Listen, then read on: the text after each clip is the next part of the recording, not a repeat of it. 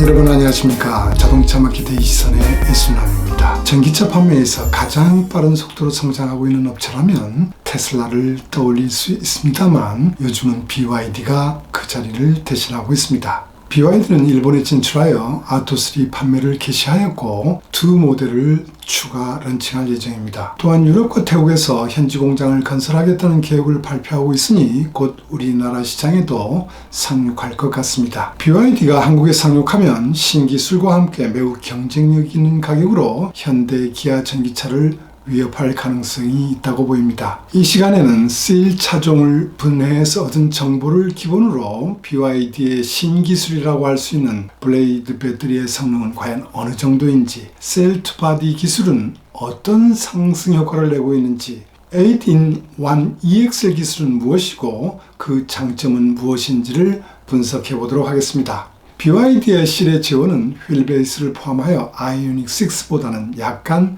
작은 편이라고 할 수 있습니다. 두 차량의 디자인 추구점도 좀 다릅니다. 아이오닉 6는 월드카 디자인상을 받으면서 높은 평가를 받고 있습니다. 그러나 저희 시선에서는 약간 모방의 이미지도 있고 스포티함을 너무 강조하다 보니 호불호가 있을 거라고 예상했었습니다. 반면 BYD 실은 세련되고 엘레강스한 스포티함으로 보다 대중적인 중형 세단으로 평가됩니다. 두 모델에서 가장 큰 차이는 LFP 배터리 탑재와 이로 인한 배터리 용량 차이라고 할 수 있습니다. LFP 배터리는 일반적으로 NM식의 배터리에 비해 코스트는 20% 정도 싸지만 에너지 밀도가 낮기 때문에 이를 보완하기 위하여 배터리 용량을 증대할 수밖에 없습니다. 시리 배터리 용량은 아이오닉 6 대비 스탠다드 사양에서 8.4kWh, 롱 레인지 사양에서 5.1kWh 더 많습니다. 이 차이만큼 실차량 중량이 무거워질 것입니다. 그러나 한국 시장과는 달리 옵션을 트림별로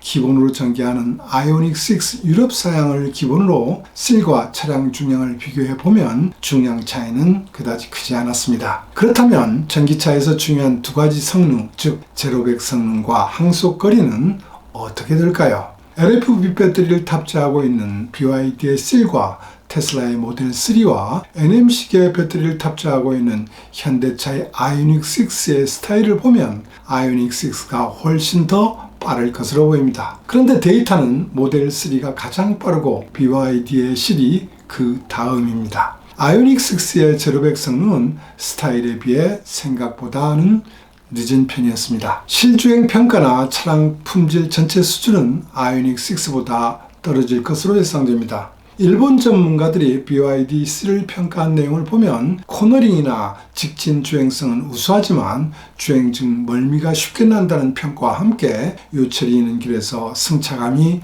떨어진다는 평이 있습니다. 그렇다면 LFP 배터리를 탑재하고 있는 3의 항속거리는 어떻게 될까요? BYD가 유럽에 수출 예정인 롱 레인지 트림과 올힐 드라이브의 항속거리는 WLTP 기준에서 보면 아이오닉 6 항속거리의 89%에서 93% 수준입니다. 이러한 성능 실현으로 BYD는 22년 7월 C를 런칭하여 매월 10,000대 이상을 판매하여 왔습니다만 올 1월 테슬라가 가격 인하를 단행한 이후 그 충격으로 월 6,000대, 7,000대 수준으로 떨어졌습니다. BYD는 이를 만회하기 위하여 최근 전 트림의 가격을 3.3%에서 11.1%까지 인하했습니다. BYD3의 스탠다드 가격은 동일한 LFP 배터리를 탑재하고 있는 테슬라 모델 3에 비해 항속거리가 6km 정도 여세하지만 18% 저가에 포지셔닝 되고 있습니다. BYD3의 중국 가격을 한국 원으로 환산해보면 아이오닉 6의 한국 가격 대비 1,400만 원에서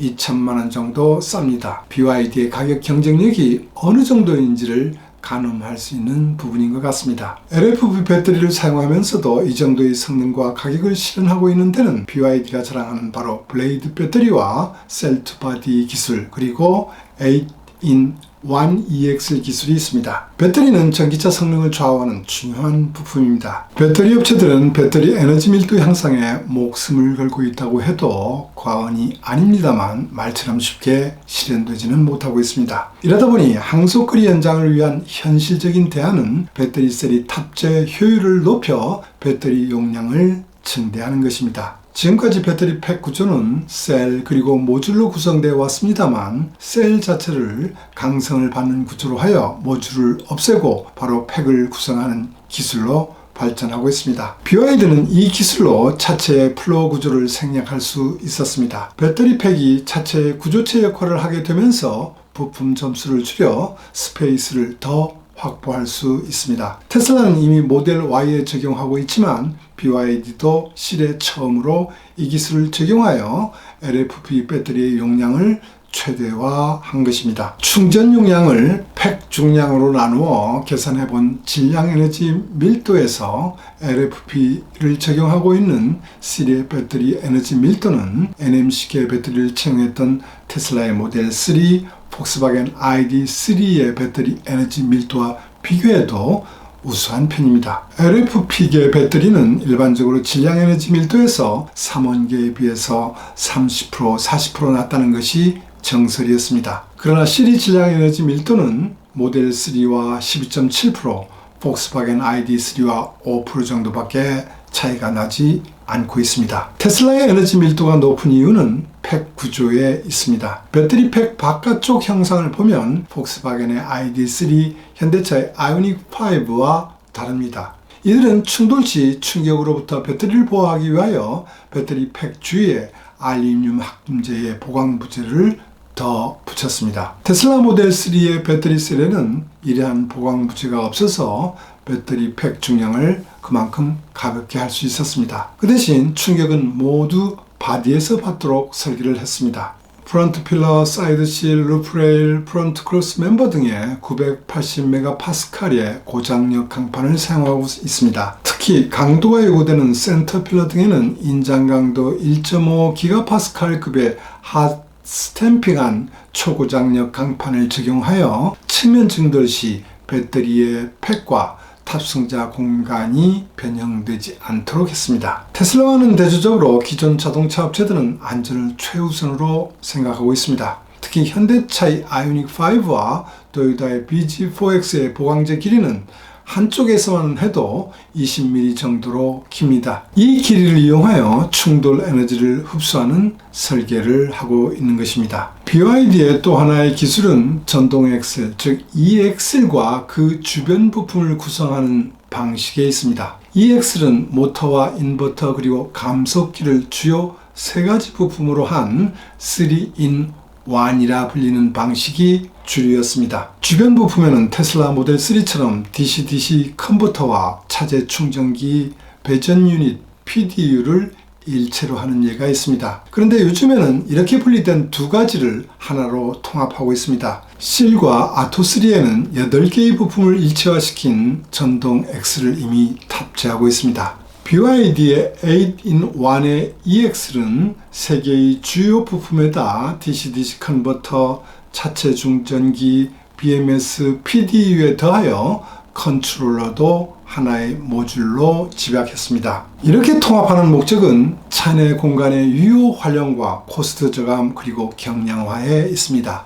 BYD의 8-in-1 E-엑셀 구조는 하부의 모터와 감속기, 상부의 인버터와 DC-DC 컨버터, 차제 충전기 등으로 구성되는 고전압 부품 유닛을 배치하는 2층 구조로 되어 있습니다. 이 부품 배치는 주로 사용되는 3-in-1 E-엑셀에 적용하고 있는 형식과 거의 비슷합니다. 3-in-1에서 인버터에 해당하는 부분을 고전압 부품으로 집약한 유닛으로 바꾼 형태라고 할 수 있습니다. 8개의 부품을 일체화시키면서도 외형 제어는 매우 컴팩트한 구조를 하고 있으며 실제 중량은 114kg로 경량으로 개발되었습니다.